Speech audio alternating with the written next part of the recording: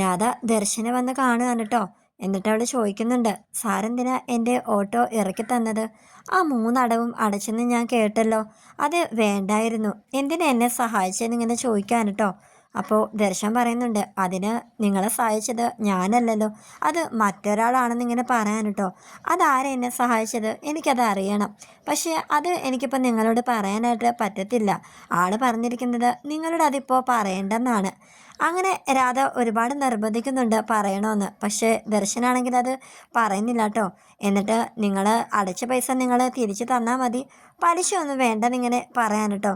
അങ്ങനെ രാധ അവിടുന്ന് ഇറങ്ങാൻ കേട്ടോ. പിന്നെ നമ്മുടെ വിക്രം വർക്ക്ഷോപ്പിൽ ചെന്നിട്ട് ഫോൺ എടുക്കുന്നതായിട്ട് കാണിക്കുന്നുണ്ട്.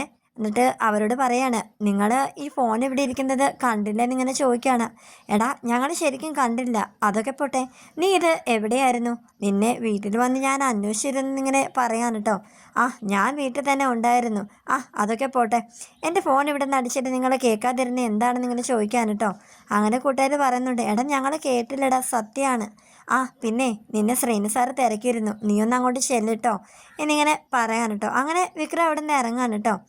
ഈ സമയത്ത് നന്ദിനിയാണെങ്കിൽ എന്തായാലും വേദയും വിക്രം തമ്മിൽ ഒന്നിച്ചെന്നാ തോന്നുന്നത്. എന്തായിരുന്നു ഇന്നലത്തെ ആ ഒരു കാഴ്ച? എന്തായാലും ഈ വിവരം ഒന്ന് രാധയെ വിളിച്ചിട്ട് പറയാമെന്നും പറഞ്ഞ് രാധയെ വിളിച്ച് പറയാൻ കേട്ടോ. എടി ഞങ്ങളിന്നലെ ഇവിടെ വന്നു കയറുമ്പോൾ കണ്ട കാഴ്ച നിന്നോട് പറയട്ടെ എന്നും പറഞ്ഞ് വിക്രം വേദിയെ പൊക്കിയെടുത്ത ആ കാര്യമൊക്കെ രാധയോട് ഇങ്ങനെ പറയാൻ കേട്ടോ. അങ്ങനെ വിക്രത്തിൻ്റെ റോഡിൽ തടഞ്ഞു നിർത്തിക്കൊണ്ട് രാധ പറയാണ്, നിങ്ങളാൾ കൊള്ളാലോ, ഞാൻ അറിഞ്ഞു, എന്നെ നന്ദിനിയുടെ അടുത്ത് വിളിച്ചു എല്ലാം പറഞ്ഞു എന്നൊക്കെ ഇങ്ങനെ പറയാൻ കേട്ടോ. അങ്ങനെ വിക്രം പറയാണ്, അവൾ എൻ്റെ ഭാര്യയാണ്, ഞങ്ങൾ എന്ത് ചെയ്താലും നിനക്കെന്താ എന്നിങ്ങനെ പറയാണ്. അപ്പോൾ രാധ പറയുന്നുണ്ട്, ഞാൻ നിങ്ങളെ എത്ര തവണ വിളിച്ചെന്നറിയാവോ? ഇന്നലെ ഫിനാൻസുകാരെ എൻ്റെ ഓട്ടോ എടുത്തോണ്ട് പോയി, അത് പറയാനാ ഞാൻ നിങ്ങളെ വിളിച്ചത്. എന്നിട്ട് നിങ്ങൾ എടുത്തോ? വിക്രം അപ്പോൾ പറയുന്നുണ്ട്, അതിന് ഫോൺ എൻ്റെ അടുത്ത് ഇല്ലായിരുന്നു. വേണ്ട വേണ്ട, കള്ളത്തരം ഒന്നും പറയണ്ട, എനിക്കറിയാം ഇന്നലെ നിങ്ങൾ അവളുമായിട്ട് എന്തൊക്കെയായിരുന്നു. ഞാൻ നിങ്ങൾക്ക് വേണ്ടി കാത്തിരുന്നതൊക്കെ വെറുതെയാ. അപ്പോൾ വിക്രം പറയുന്നുണ്ട് കേട്ടോ, എന്തിനാ നീ എനിക്ക് വേണ്ടി കാത്തിരിക്കുന്നത്? അല്ലെങ്കിലും ഞാൻ നിന്നോട് മുന്നേ പറഞ്ഞിട്ടുള്ളതല്ലേ എനിക്ക് നിന്നെ അങ്ങനെയൊന്നും കാണാൻ പറ്റില്ലെന്ന്. കുഞ്ഞുനാളിൽ എനിക്ക് നിന്നോടൊരു ഫ്രണ്ട്ഷിപ്പ് ഉണ്ടായിരുന്നു, അത് വളർന്നു വന്നപ്പോൾ നീ വേറെ രീതിയിൽ എടുത്തു. അതിനിപ്പോൾ എനിക്ക് എന്ത് ചെയ്യാൻ പറ്റും? നീ വഴി മാറുന്നൊക്കെ പറഞ്ഞ് വിക്രം രാധയെ പറഞ്ഞു വിടുകയാണ് കേട്ടോ. വേദയ്ക്ക് തീരെ വയ്യ കേട്ടോ. വിക്രമിൻ്റെ മുറിയിൽ കട്ടിൽ അവൾ കിടക്കുകയാണ്. അമ്മ വന്ന് കണ്ടിട്ട് പറയുന്നുണ്ട്, മോള് അകത്തത്തെ മുറിയിൽ വന്ന് കിടക്കുന്നു. അവളപ്പോൾ സാരമില്ല, ഞാൻ ഇവിടെ തന്നെ കിടന്നോളാന്ന് പറയുകയാണേ.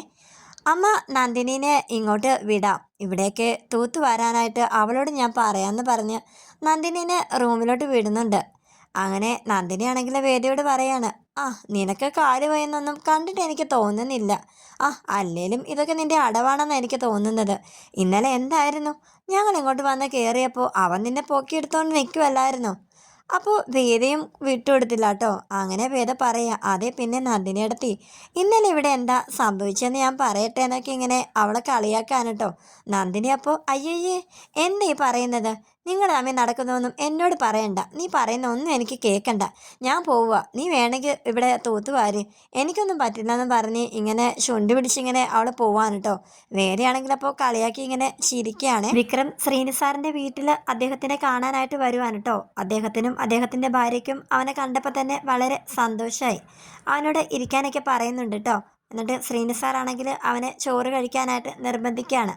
അങ്ങനെ അവർ ഒരുമിച്ചിരുന്ന് ഉണ്ണാൻ കേട്ടോ. അങ്ങനെ അദ്ദേഹം ഓരോ കാര്യങ്ങളൊക്കെ ഇങ്ങനെ പറയാണ്. എന്നിട്ട് പറയുന്നുണ്ട്, നിന്നെ സ്റ്റേഷനിൽ നിന്ന് ഇറക്കാത്തതിൽ നിനക്ക് എന്നോട് എന്തെങ്കിലും പരിഭവം ഉണ്ടെന്നൊക്കെ ഇങ്ങനെ ചോദിക്കാൻ കേട്ടോ. അയ്യോ സാർ, അത് സാർ അങ്ങനെയൊന്നും വിചാരിക്കണ്ട, അല്ലെങ്കിലും അതൊരു പെണ്ണ് കേസായിരുന്നല്ലേ, എന്നെ കുടുക്കിയതാണെങ്കിലും സാർ അതിൽ ഇടപെട്ട് കഴിഞ്ഞാൽ അത് സാറിൻ്റെ രാഷ്ട്രീയ ജീവിതത്തെ തന്നെ അത് ബാധിച്ചേനെ. ഒന്നുമില്ലെങ്കിൽ അതൊരു പെണ്ണ് കേസല്ലേ സാർ, എനിക്ക് അങ്ങനെയൊന്നും ഞാൻ വിചാരിച്ചിട്ടില്ല. സാറ് വരാതിരുന്നത് എന്തുകൊണ്ടും നന്നായി. എന്തായാലും ഇപ്പോൾ അതെല്ലാം കലങ്ങി തെളിഞ്ഞില്ലേ, അതൊക്കെ വിട് സാർ, എനിക്ക് അങ്ങനെയൊന്നും ഇല്ലെന്നിങ്ങനെ വിക്രം പറയാൻ കേട്ടോ. അദ്ദേഹത്തിൻ്റെ ഭാര്യയാണെങ്കിൽ ഒന്ന് രണ്ട് സ്ഥലത്തൊക്കെ നമ്മൾ പലിശയ്ക്ക് പൈസ കൊടുത്തിട്ടുണ്ടെന്ന് നിനക്കറിയാമല്ലോ. ഇപ്പോൾ അതിൻ്റെ കളക്ഷൻസൊക്കെ കിട്ടുന്നത് വളരെ കുറവാണ്. അതുകൊണ്ട് നീ അതിലൊന്നൊക്കെ ഒന്ന് ഇറങ്ങി പുറപ്പെട്ടിരുന്നെങ്കിൽ കൊള്ളായിരുന്നു ഇങ്ങനെ പറയാൻ കേട്ടോ. ശ്രീനി സാറാണെങ്കിൽ അപ്പോൾ പറയുന്നുണ്ട്, നിന്നെ ഞങ്ങൾ യൂത്ത് വിങ്സിൻ്റെ സെക്രട്ടറി ആയിട്ട് തിരഞ്ഞെടുത്തതല്ലേ, അപ്പോൾ പിന്നെ നീ ഇതിനൊക്കെ പോയാൽ എങ്ങനെയാണെന്നിങ്ങനെ പറയാണ്. വിക്രം അപ്പോൾ പറയുന്നുണ്ട്, അയ്യോ സാർ എനിക്കതിലൊന്നും മുമ്പേ താല്പര്യമില്ലെന്ന് ഞാൻ പറഞ്ഞിട്ടില്ലേ, അതുകൊണ്ട് ഞാൻ നിങ്ങളുടെ കാര്യത്തിലായിരിക്കും കൂടുതൽ ശ്രദ്ധ ചെലുത്തുന്നത്. അതുകൊണ്ട് മേഡം പറഞ്ഞതുപോലെ തന്നെ ഞാനിനി ആ പിരിവൊക്കെ ചെയ്തോളാം എന്നൊക്കെ ഇങ്ങനെ പറയാൻ കേട്ടോ.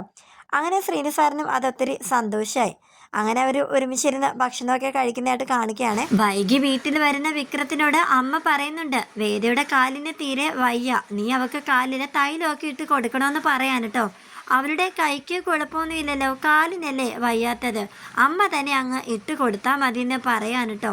എടാ ഞാൻ 1-2 തവണ ഇട്ട് കൊടുത്തു, ഇനി നീ കിടക്കുന്നതിന് മുന്നേ നീ ഒന്ന് ഇട്ട് കൊടുക്കെന്ന് പറയാൻ കേട്ടോ. എനിക്കൊന്ന് വയ്യെന്ന് പറഞ്ഞ മുറിയിലേക്ക് കയറി പോവാണ്. അമ്മ അപ്പം പറയുന്നുണ്ടോ, നീ കാരണമല്ലേ അവിടെ കാലിന് സുഖമില്ലാതെ, അതുകൊണ്ട് നീ തന്നെ അങ്ങോട്ട് ഇട്ട് കൊടുത്താൽ എന്താന്നിങ്ങനെ പറഞ്ഞ് അകത്തോട്ട് കയറി പോവാൻ കേട്ടോ. വിക്രത്തിൻ്റെ അച്ഛനപ്പം അമ്മയോട് പറയുന്നുണ്ട്, തനിക്ക് വേറെ ജോലിയൊന്നുമില്ലേ, അവനോട് എന്ത് കാര്യം പറഞ്ഞാലാ അവൻ ഇതുവരെ അനുസരിച്ചിട്ടുള്ളത്. ഒരു കാര്യം ചെയ്യുക, നാളെ ആ കുട്ടിയെയും കൊണ്ട് നീ ഹോസ്പിറ്റലിൽ പോവാൻ നോക്കുന്നിങ്ങനെ അദ്ദേഹം പറയുന്നുണ്ട് കേട്ടോ. അമ്മയ്ക്കത് വളരെ സന്തോഷമായി. മാഷ് തന്നെയാണോ ഈ പറയുന്നതെന്ന് ഇങ്ങനെ പറയാൻ കേട്ടോ. വേദ അങ്ങോട്ടും ഇങ്ങോട്ടും വേദനയോടെ തിരിഞ്ഞു മറിഞ്ഞും കിടക്കുന്നത് അവൻ ശ്രദ്ധിക്കുന്നുണ്ട്. രാവിലെ എണീക്കുമ്പോഴത്തേക്കും വേദയോട് വിക്രം ചോദിക്കുന്നുണ്ട്, എന്തെങ്കിലും ഹെൽപ്പ് വേണമെന്ന് ചോദിക്കുകയാണ്. വേദ അപ്പോൾ പറയുന്നുണ്ട്, എൻ്റെ കാലിനൊന്നും ഇത് പുരട്ടി തരുമോ ഇങ്ങനെ ചോദിക്കുകയാണ്. വിക്രം ആദ്യമൊക്കെ എനിക്ക് പറ്റില്ല എന്നിങ്ങനെ പറയുന്നുണ്ടെങ്കിലും അവൾ ഓരോന്നൊക്കെ അവനെ ഇട്ട് ഇളക്കുകയാണ്. എന്നിട്ട് ശ്രീനി സാറിനാണ് എന്തെങ്കിലും പറ്റിയിരുന്നെങ്കിൽ നിങ്ങൾ അദ്ദേഹത്തിനെ പൊക്കിയെടുത്തോണ്ട് നടന്നേനെന്നൊക്കെ ഇങ്ങനെ പറയാണ്. അവസാനം അവൻ പറയുന്നുണ്ട്, ഇപ്പം എന്താ വേണ്ടത്, ഞാൻ കാലിൽ ഇത്തിരി ഓയിൽമെൻറ്റ് ഇട്ട് തരണം, അത്രയല്ലേ ഉള്ളൂ, ഇങ്ങ് കാണിക്കെന്ന് പറഞ്ഞ് അവൻ വേദയുടെ കാലിൽ ഓയിൽമെൻറ്റ് ഇങ്ങനെ ഇട്ട് കൊടുത്തോണ്ടിരിക്കുകയാണ് കേട്ടോ. വേദ അപ്പം പറയുന്നുണ്ട്, ഒന്ന് പതുക്കെ വെട്ടുപോത്തെ, എൻ്റെ കാല് വേദനിക്കുമെന്ന് ഇങ്ങനെ പറയാണ്. അങ്ങനെ അവൻ കാല് പിടിച്ച് പതുക്കെയൊക്കെ ഇങ്ങനെ ഇട്ട് കൊടുത്തോണ്ടിരിക്കുകയാണ്. വേദയ്ക്ക് നല്ല സന്തോഷമായി, അവളത് ആസ്വദിക്കുന്നുണ്ടായിരുന്നു. ഇത് കണ്ടോണ്ട് അമ്മ ഇങ്ങനെ വരുന്നുണ്ട് കേട്ടോ. എന്നിട്ട് അമ്മ പറയാണ്, ആ അതെന്തായാലും നന്നായി, ഞാൻ നീ ഇട്ട് കൊടുക്കില്ല എന്ന് വെച്ചിട്ട് മോൾക്ക് തൈലം ഇട്ട് കൊടുക്കാൻ പോവായിരുന്നു, അതെന്തായാലും നന്നായി മോനെന്നിങ്ങനെ പറഞ്ഞുകൊണ്ട് അമ്മ വരികയാണ്.